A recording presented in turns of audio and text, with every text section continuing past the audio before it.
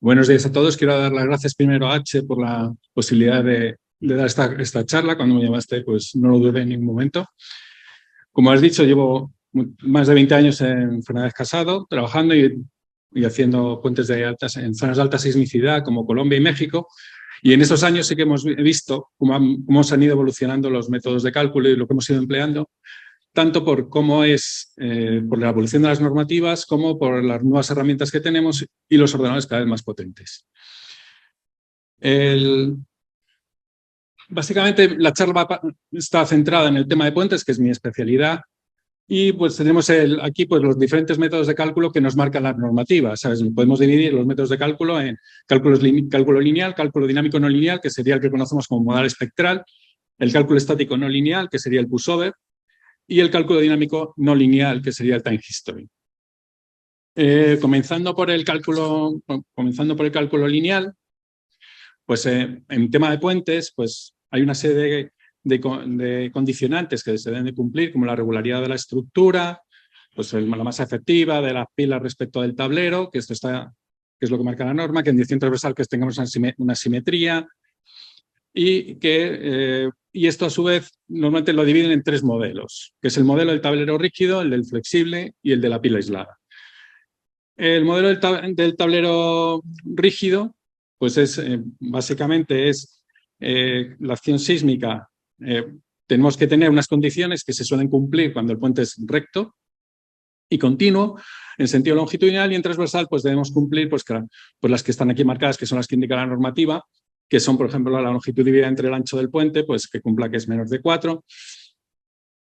Pero bueno, esto es. Y luego, una vez que nos cumple, pues tenemos cuál es la acción sísmica, cuál es la fuerza de la acción sísmica que tenemos que aplicar en el modelo, que es una fuerza, que es la masa que tenemos del tablero con la parte proporcional de las pilas por la aceleración. Para ello tenemos que saber, aquí tenemos que tener cuál es el periodo de nuestra estructura. Entonces, este periodo lo podemos sacar a partir de la masa y de la rigidez de la misma. Esto es lo que ya conocemos, que el periodo es 2pi partido por omega, siendo omega la raíz de la rigidez partido por la masa. Pasando luego al del tablero flexible, que son cuando no cumplimos el tema de las condiciones del modelo de tablero rígido, pues aquí ya se mete una nueva componente, que es el desplazamiento. Pues ese desplazamiento es el que se calcula aplicando una carga que es de la masa por G. No tiene más complicación. Aquí tenemos cómo sería la expresión para obtener el periodo. Y aquí cuál sería la fuerza a aplicar en cada uno de los nodos. Posteriormente, el último de los cálculos lineales, o de los más simples, sería el modelo de la pila aislada, que pues es cuando la acción sísmica está soportada por cada una de las pilas, sin que haya, la condición es que no haya interacción entre las pilas adyacentes. Pues básicamente es la misma expresión que tenemos con la del tablero rígido, o sea, es la masa por la aceleración, siendo la fuerza que obtenemos la aplicada en cada una de las pilas y la masa a la que tenemos atribuida a la pila. Pasando al siguiente método, que es el cálculo modal espectral, este es el procedimiento, el método que más está reflejado en normativa y es el que ha solido ser el de referencia. Este método se basa en la combinación de las respuestas de los diferentes modos de vibración. Si en un sistema lineal de n grados de libertad podemos dividirlo en n sistemas de un grado de libertad. En este caso, pues esos grados de libertad serían nuestros modos de vibración, y lo que tenemos es la propiedad de que, como se ha dicho antes en la presentación anterior, el espectro de respuesta nos da cuál es la respuesta máxima para cada uno de esos modos. Y luego, cuando tenemos esa respuesta, podemos combinarlos y obtener la respuesta total. En este método, como inconveniente, actualmente, pues podemos decir, por ejemplo, que no podemos meter elementos no lineales. Es un aislador, aquí no lo podemos meter porque no podríamos aplicarlo. Pero para eso tenemos luego el análisis dinámico. Basándonos, partiendo pues en el edificio cortante, por ejemplo, pues ahí tendríamos, esto sería el equilibrio del nudo. Aquí se supone que los grados de libertad estarían uno por cada planta. Y aquí tendríamos, aplicando el equilibrio del nudo, pues tendríamos, metiéndonos en la ecuación diferencial de la dinámica, pues aplicándolo y poniéndolo en forma matricial, pues bueno, esto es lo que ya todos conocemos de las matrices de masas, de amortiguamiento y rigidez. Esta parte la voy a explicar para llegar hasta hasta un valor que es importante que luego vamos a emplear en el pulsover y que es interesante tener. Pues el comportamiento dinámico de una estructura de negros de libertad, igual que si fuese de uno, pues se basa, el comportamiento intrínseco es con las vibraciones libres no amortiguadas, a partir de las cuales, que sería la masa por la aceleración más la rigidez por el desplazamiento, que esta ecuación diferencial tendría una solución de la forma como la que se ve en la diapositiva, que si lo sustituimos en la ecuación, pues nos da el K menos omega cuadrado por M por X igual a 0. Esto es el típico, corresponde con un problema de autovalores y autovectores. Nosotros, si resolvemos esta ecuación, estos autovalores, obtenemos los omega cuadrado. A partir de los omega cuadrado obtendríamos los periodos de la estructura. A partir de esos periodos de la estructura, nosotros tenemos ya los modos de vibración. Aquí hay que tener en cuenta que es un sistema homogéneo de n ecuaciones, entonces de determinante nulo. Luego no podemos obtener las n componentes del autovector. Entonces tendríamos siempre, lo que se suele hacer es normalizar la primera componente con valor 1 y obtener el resto. Cabe considerar que es muy importante que la condición de ortogonalidad que cumplen los autovectores respecto de las matrices de masa y de rigidez. Ordenando los autovectores en una matriz modal, pues tendríamos aquí, bueno, las expresiones simplificadas teniendo en cuenta la ortogonalidad para masas, amortiguamiento y rigidez. Y luego podríamos nosotros obtener a partir podemos representar a partir de coordenadas cartesianas cómo es en función de los modos de vibración. Y esto lo hacemos utilizando las coordenadas generalizadas, que lo que describen es lo que se indica en la diapositiva, que describen la posición de la estructura referida a un sistema de coordenadas cuyos vectores directores son los modos de vibración. Aquí, bueno, pues multiplicando por la traspuesto de la matriz modal y por la masa, pues obtendríamos aquí una representación de cuáles son las coordenadas generalizadas respecto a las coordenadas cartesianas y sustituyendo esas coordenadas generalizadas en la ecuación diferencial que hemos visto antes, pues tendríamos esa expresión. Y todo esto es para obtener aquí este coeficiente que nos da en la derecha, que es importante, que es el coeficiente de participación modal. Este coeficiente de participación modal lo vamos a emplear luego también en el pulsover, como explicaremos posteriormente. Y este coeficiente representa que parte de la fuerza excitadora total es la encargada de activar ese modo I. Eso es básicamente todo este rollo anterior es para poder llegar a este valor, que es importante en concepto. Luego tenemos, pues bueno, pues lo que hemos dicho, ¿sabes? Lo que tenemos para cada uno de los modos es la respuesta máxima. Entonces, pues tendríamos en coordenadas generalizadas la aceleración máxima, que lo tendríamos representado con la coeficiente de participación modal por la aceleración, los desplazamientos también en coordenadas generalizadas, y posteriormente lo podemos pasar a coordenadas cartesianas. Y una vez que lo tenemos en coordenadas cartesianas, luego tenemos las fuerzas equivalentes debidas a cada uno de los modos. Y ahora llegamos y decimos, ¿y cómo lo combinamos esto? El problema es que lo que hemos obtenido para cada uno de los modos es una respuesta máxima que no se da en el mismo tiempo. Y aparte es un valor absoluto, que es positivo siempre. Entonces, lo que tenemos que hacer, no podemos sumarlas directamente. Entonces, lo que tenemos que hacer, pues la normativa nos permite pues dos combinaciones modales que nos marca, pues el SRSS, pues que es la raíz cuadrada de la suma de los cuadrados de las diferentes respuestas. Esta podrían ser desplazamientos, fuerzas, momentos, lo que queramos, es genérico. Y esta combinación modal se puede aplicar o se debe aplicar cuando la diferencia entre los periodos es mayor de un 10%. Esto es para evitar que haya modos acoplados entre ellos. Si eso no se cumple, pues podemos usar el CQC. Y ahora, después de este un poco aburrido de la parte teórica, pues vamos a poner un ejemplo, ¿sabes? Porque lo que yo creo que es muy importante es siempre tener controlado los modelos.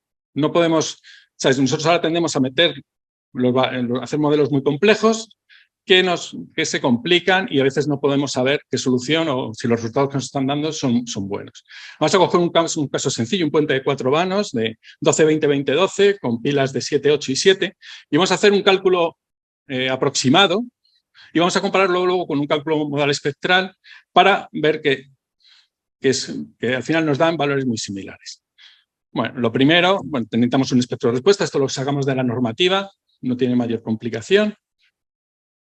Y luego, pues, vamos a hacernos el cálculo aproximado y tendríamos, lo primero es la masa. Aquí, pues, tenemos calculadas la masa del tablero y la carga permanente, la carga muerta que tenemos en el tablero. Aquí no hemos metido, por simplificar ahora, la parte proporcional de las pilas, que habría que meter una parte, y obtenemos una masa. Y luego tenemos que tener la rigidez. En esa rigidez tenemos que tener tanto en cuenta tanto la de la propia estructura, la del fuste de la pila, como la del neopreno. Esto sería para pilas y esto sería para estribo, que suponemos que es rígido y no nos aporta rigidez. Pues sustituyendo valores, obtenemos las diferentes rigideces para pilas y estribo y la suma de las rigideces tendríamos ahí el valor total. Ya tenemos también la masa que hemos calculado antes y ahora nos podemos calcular cuál es el periodo de la estructura. O sea, es el periodo, como hemos visto antes, es 2pi partido por omega. Omega es raíz de k partido por m. Haciendo esta operación, pues nos da que la estructura tenemos un periodo de 1,16 segundos. Ahora decimos, ¿esto está bien? Pues si nos hacemos un modelo muy simple en cualquier programa de cálculo, pues tendríamos que el periodo da 1,21. Vemos que los valores son muy similares y que pues podemos concluir que pues el modelo pues está funcionándonos bien o que estamos en la buena dirección. Luego, ¿qué hacemos? Vamos a sacarnos cuáles son los momentos en las bases de las pilas. Por ejemplo, pues lo primero, pues nos sacamos cuáles son los desplazamientos. A partir de la masa, la aceleración, como ya sabemos cuál es el periodo de la estructura, nos vamos al espectro y sacamos cuál es su aceleración. Aquí siempre hay que tener cuidado con las unidades. ¿Sabes? Aquí, estos son kilos, ¿sabes? Estos son en newton, eso hay que tener siempre cuidado. Y pues nada, pues luego con esa fuerza, con ese desplazamiento, pues y con la rigidez de las pilas, pues podemos obtenernos cuáles son las fuerzas en la parte superior y los momentos en la base. Y estos momentos ahora los compararemos con un cálculo modal espectral que hacemos. Cuando hacemos el cálculo modal espectral, lo primero lo que nos dice la normativa es que tenemos que considerar tantos modos como para poder movilizar un 90% de la masa. En este caso hemos cogido 10 modos de vibración y aquí esto es una salida típica de un programa, esto es Sophistic, pues podría ser cualquier otro programa que tengamos, podría ser propio también, pues podemos que en sentido longitudinal tenemos un 98,7%, en transversal también y en vertical un 84%. En vertical siempre es complicado obtener el 90%, casi nunca se puede obtener, pero bueno, en este caso pues es válido. Y ahora tenemos aquí pues la comparación de lo que es el cálculo modal espectral, que es únicamente hemos sacado los momentos en las pilas, para no complicarlo, y vemos que aquí, por ejemplo, en la pila tenemos lo que nos da el modal espectral son 1109 kN/m frente a los 1146 y 922 frente a los 951. Estamos viendo que lo que preveíamos que tenía que darnos nos está dando, ¿sabes? Aquí, pues bueno, aquí ya se han tenido en cuenta en el cálculo modal espectral, pues ya ha metido parte de las pilas, porque si viésemos en la diapositiva anterior cuál es la masa que estamos movilizando aquí, que es un 915, que es casi el 100%, antes nosotros estamos considerando 902. Esa es la parte de las pilas que no hemos considerado. Y ahora vamos a ver, vamos a pasar a un procedimiento que ahora pues, que se ha extendido su uso, que es el pushover, que se basa en la obtención de unas curvas de demanda, la curva de demanda y la curva de capacidad de la estructura, y la intersección nos daría su punto de funcionamiento. Esto, al final, el pushover lo que hace es trabajar con sistemas de un grado de libertad. Eso es importante.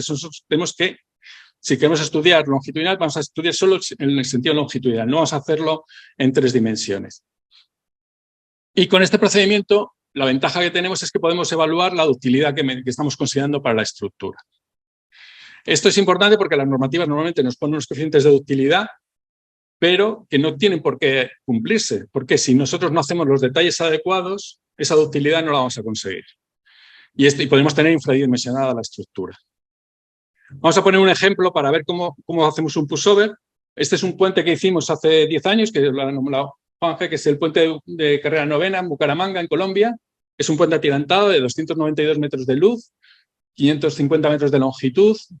Aquí no tenemos ningún aislador sísmico. Aquí el sismo lo resistimos por la propia estructura. Tenemos empotradas las pilas en el tablero, al igual que las torres. Las pilas son de 50 metros la torre 2 y de 70 metros la torre 3. Y aquí vamos a hacer el ejemplo de, solo vamos a hacer el sentido longitudinal, pero lo mismo tendríamos que hacerlo en transversal y así lo hicimos en su momento. Nosotros aquí en la normativa muchas veces te indicaría que esto tiene una ductilidad de 2 y es lo que queríamos comprobar porque no nos fiábamos de que fuese así.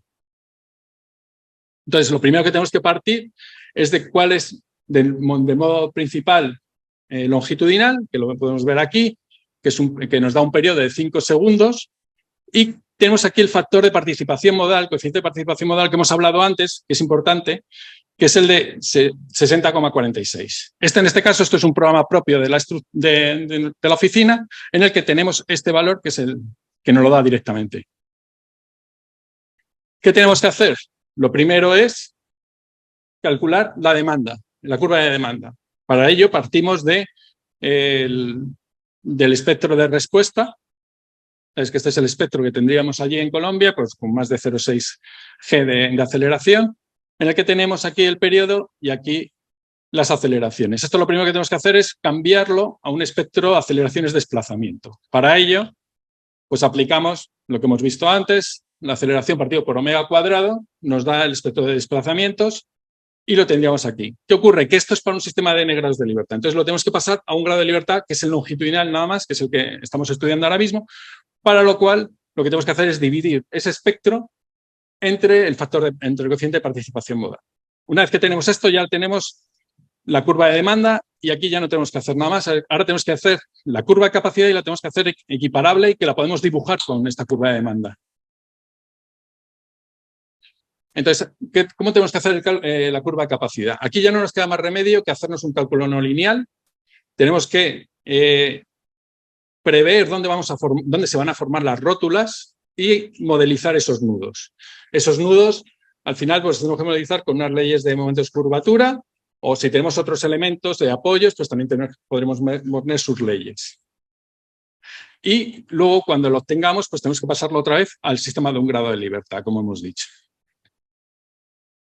¿De qué partimos? Pues la masa movilizada, que esto nos lo va a dar cuando hacemos el cálculo modal espectral, el cálculo de los modos nos va a dar qué masa movilizamos en ese periodo.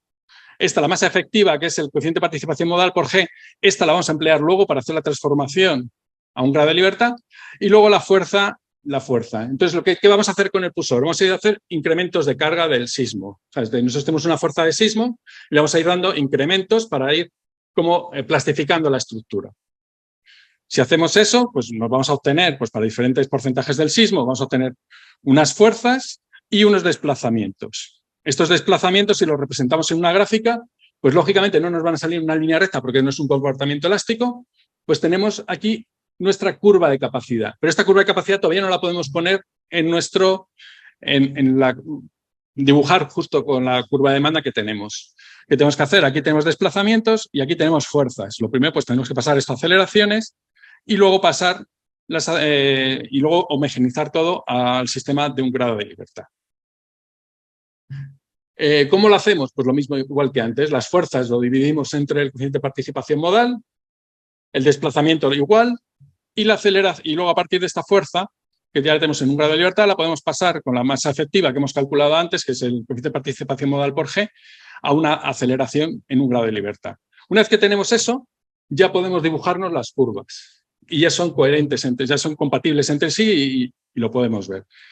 ¿Qué tenemos? Pues aquí la curva de demanda, la curva de capacidad, y lo que nos marca la norma es que tenemos que hacemos nuestra recta de comportamiento elástico, vemos dónde nos corta nuestra curva de demanda y si bajamos la vertical, ese sería el punto que tendríamos justo bajando la vertical, sería donde tendríamos el punto de funcionamiento. Entonces ahí lo que hacemos es reducir el espectro, un coeficiente que es el que tenemos que obtener, que es el coeficiente de utilidad, hasta que nos pase por ese punto. Una vez que lo tenemos, en este caso, pues nos daba 1,36. Si hubiésemos considerado lo que a lo mejor nos marca la norma, que es 2, pues estaríamos infradimensionando la estructura. O sea, aquí hay que tener en cuenta que la armadura ya la tenemos que tener calculada. Aquí esto ya está, no es un método de dimensionamiento, sino es un método de comprobación. Y finalmente, pues tenemos el cálculo dinámico no lineal. Este método pues, nos ayuda, por ejemplo, cuando tenemos aisladores que tienen comportamiento claramente no lineal. Y aquí ya no se emplea el espectro de respuesta, aquí ya empleamos acelerogramas.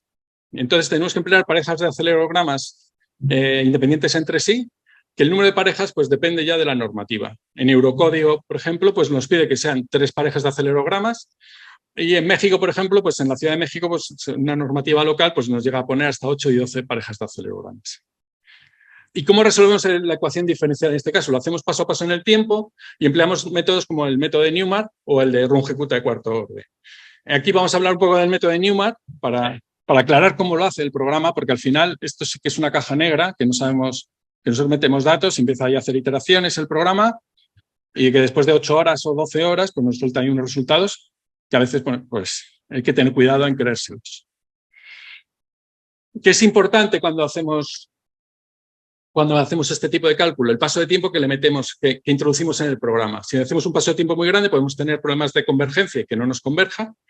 Y si hacemos pasos de tiempo muy pequeños, pues podemos estarnos horas y días pues, haciendo cálculos. Eso hay que tener cuidado, hay que calibrarlo para cada uno de los modelos. Y estos métodos, al final, lo que parten también es de una solución inicial en desplazamientos y en velocidades en tiempo cero, pues que se suelen considerar igual a cero. Aquí, por ejemplo, si tenemos en la ecuación diferencial, metemos, por ejemplo, en un sistema que tenga un amortiguador, pues tendríamos, esa sería la expresión, y luego el método de Newmark nos establece que las aceleraciones en un tiempo t más incremento de t y las velocidades se rigen por esas expresiones. Esas expresiones, ahí podemos ver que tenemos que las velocidades, desplazamientos y aceleraciones en un tiempo t inicial las sabemos, la que no sabemos es el desplazamiento en el tiempo t más incremento de t. El método de Newmark establece además que es un método estable siempre que se cumpla que las constantes beta y gamma cumplan la relación que se marca abajo. 2 beta tiene que ser mayor o igual que gamma y mayor o igual que 0,5. Y normalmente se toman beta igual a 0,25 y gamma a 0,50. Esto lo podemos cambiar siempre que cumplamos la condición. El método es estable. Sustituyendo estas expresiones en la ecuación de arriba, pues tendríamos este aquí y simplificando obtendríamos esto. Aquí la G es este término, eso es constante, es una constante para cada paso de tiempo y aquí tendríamos que resolver esta ecuación no lineal. Hay diferentes métodos para resolverlo. Normalmente en Newton-Raphson, por ejemplo, con amortiguadores, pues no nos va a funcionar muy bien porque no nos funciona bien cuando tenemos con un alfa, por ejemplo, de 0,04, son pendientes muy verticales, entonces saltas y no te pilla la solución y se pueden emplear otros métodos, el regula-falsi u otros que hay. Y ahora vamos a aplicar este procedimiento para un caso que es cómo predimensionamos un amortiguador. Nosotros cuando queremos una estructura que tenemos que queremos poner un amortiguador, pues tenemos que dar a la casa suministradora, tenemos que darle un parámetro del amortiguador y una constante del amortiguador y un parámetro alfa del mismo. Pero a su vez también tenemos que decirle qué desplazamientos y velocidades tiene que soportar ese amortiguador. Entonces, antes de tener, por ejemplo, un modelo completo de nuestro puente o de nuestra estructura, pues se pueden intentar hacer en plan simplificado, a lo mejor un número gordo con un grado de libertad en el que podamos obtener unos valores iniciales antes de que, pues, si acaso no nos ha dado tiempo a hacer todavía el modelo completo. Entonces, en este caso, pues tendríamos pues, un ejemplo que sería con una masa de 6.000 toneladas, una rigidez de 10.000 y una constante de amortiguador de 6.000 con un parámetro de 0,04.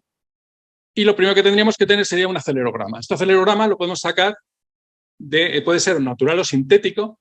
Si fuese sintético, lo sacamos del espectro a partir del algoritmo del SINQUE, por ejemplo, que fue desarrollado en la Universidad de Berkeley en los años 70 y que, bueno, en este ejemplo pues está hecho con más incremento de tiempo, o sea, no es para poder hacerlo fácilmente. Esto lo podemos meter en una hoja Excel y obtendríamos, por ejemplo, pues cuáles son nuestros desplazamientos. Cuando yo hice esto, pues dije, no me fío de que lo esté haciendo yo bien. Dije, voy a comprobarlo con un programa comercial y me hago un modelo de un grado de libertad nada más. Y obteníamos, pues si se puede ver, pues aquí tenemos unos desplazamientos máximos de 200 milímetros, menos 200 milímetros y de 110 más o menos. Y en el nuestro, en el que hemos hecho con una hoja Excel, pues 0,2 y 0,1. Y lo mismo podríamos obtener con las velocidades. ¿Vale? Aquí, bueno, es la comparación con del programa comercial. Y como... perdón. aquí. Y como conclusiones... bueno, aquí, vale, perdón. Y aquí podríamos tener ya, pues, ¿qué características tendría que tener nuestro amortiguador? Pues podríamos decirle a la casa suministradora, pues, que no es de constante 6.000, parámetro 0,04, y con unos desplazamientos entre menos 0,2 y menos 0,1 metros, y unas velocidades de 0,4 y menos 0,24. ¿Qué conclusiones me gustaría indicar de los métodos de cálculo? ¿Sabes? Aunque tengamos herramientas que nos permiten hacer cálculos muy complejos, nunca debemos dejar de controlar nuestros modelos. Es muy peligroso no controlar el modelo y siempre que tenemos que tener una mirada crítica, ¿sabes? Con los resultados que obtenemos. Porque es muy dado esto de, ¿y esto por qué sale esto? Y dice, no, es que es lo que me da. Lo que me da no quiere decir que esté bien. ¿Sabes? Nosotros metemos unos datos en el programa y si esos datos están mal, los resultados que nos va a dar el programa van a ser erróneos. En mi opinión, debemos seguir empleando métodos simplificados que nos permitan controlar y verificar resultados que obtenemos con métodos más complejos. Esto no siempre es fácil, pero es muy útil para evitarnos problemas. ¿Sabes? En problemas como el pushover, el dinámico no lineal, incluso con el modal espectral, pues es complicado hacer un seguimiento de toda la estructura y todo el cálculo y tenemos que tener como valores iniciales en la cabeza de lo que nos tiene que dar. Si no nos da eso, pues tenemos que planteárnoslos y ser críticos. Y luego solo indicar que los dos últimos métodos que hemos presentado, ¿sabes? Que también están muy extendidos últimamente en la profesión, el pushover y el time history, son métodos que se pueden decir que son de comprobación, porque tenemos que tener ya dimensionada la estructura. Tenemos ya que tener la armadura diseñada, y hacemos una comprobación. Y nada más, y muchas gracias por su atención.